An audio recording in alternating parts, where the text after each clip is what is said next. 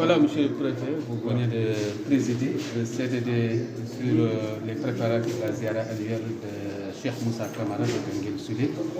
Quelles sont les dispositions qui ont été prises au point de vue sécuritaire, sanitaire et autres? Donc voilà, merci beaucoup. Nous sommes là réunis aujourd'hui pour le CDD consacré à la ziara de Cheikh Moussa Camara de Ganguel qui se tiendra le 4 et le 5 février.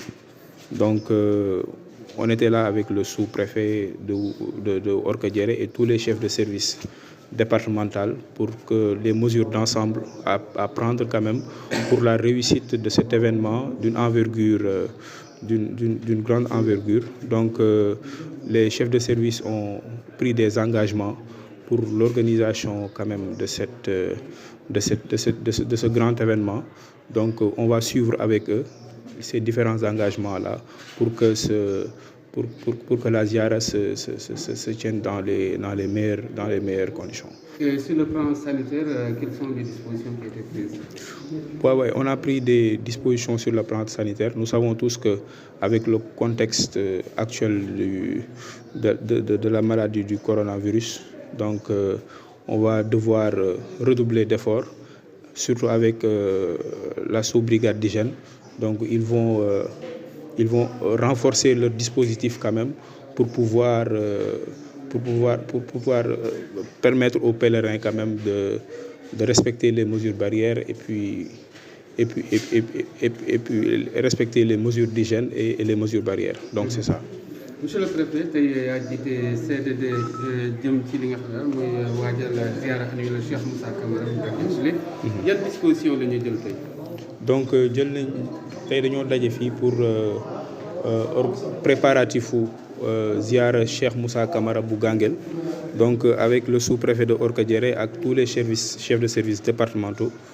Donc ñun ñëpp xool nañ chef de service yi jël nañ ay engagement par rapport à l'organisation de cette ziara. Donc dañ xool surtout si wàllu dans le domaine sanitaire, on va essayer de prendre les dispositions idoines pour que cette ziara quand même se tienne.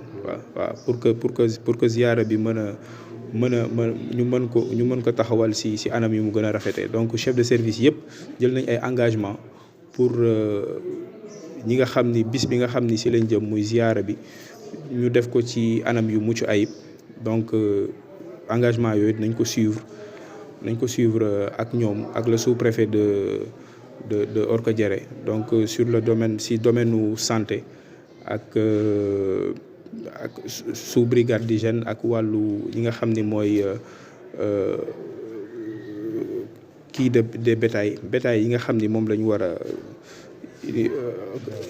ñi war a lewatal ci bis bi. Donc dinañ xool nan la ñuy def ba ñu def ko ci anam yu gën a rafetee. Donc ki nga xam ni mooy le chef du service départemental de l'élevage aussi jël na ay engagement ñu xool nan la ñuy def ba am benn bërëb boo xam ni fa la ñuy lewatalee jur gi. Donc benn la rek ci engagement yi nga xam ni jël nañ ko. Donc ci wàllu santé aussi ci wàllu hygiène yëpp jël nañ ko pour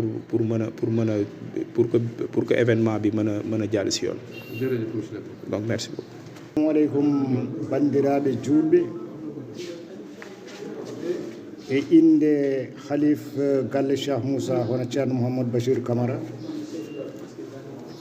Délégation umminoma Ganguel hande yettade ɗo Kanel ɗo préfet ɗo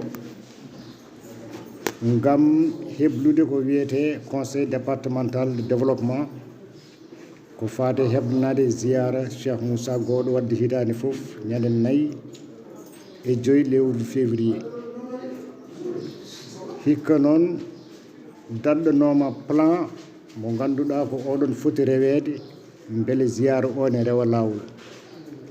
Artama e banggue cellal ɓalli, banggue Sénélec, banggue Sonatel ɗum woni téléphone aji e goɗɗum beele ziyara o ene rewa lawol. Banggue cellal ɓalli ko nawdira hen sa cellal to banggue cellal ɓalli minen gandi oɗo saaha goni koye jamanu waba o biyeteɗo covid-19 coronavirus.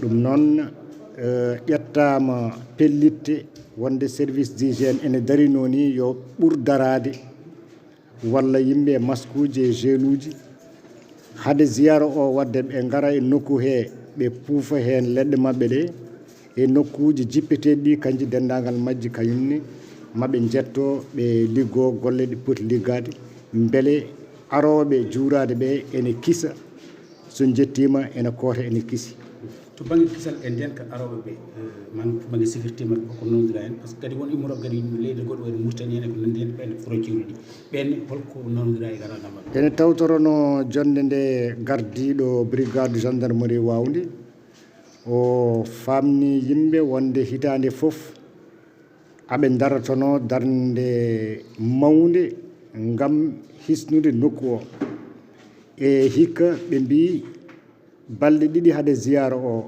maɓe puɗɗo yirlade e nokkuji he maɓe ƴeew ballital yimɓe wonɓe wonɓe e diwan Matam diwan Wourossogui gara balla ɓe e golle he o tengtini wonde inchallah caɗele mbatta hen saabu ziyara Cheikh Moussa ko ziyara mawɗo no fewi man mbattu hen hakkille to banggue ya garta hakkude leyɗele ɗiɗɗe ɓe mbi e oɗon saha maɓe jokkodiri e hohoɓe oto banggue beele ya garta o ene feewa e kadi beele yimɓe ne mbasa tampinede e saaha ziyara o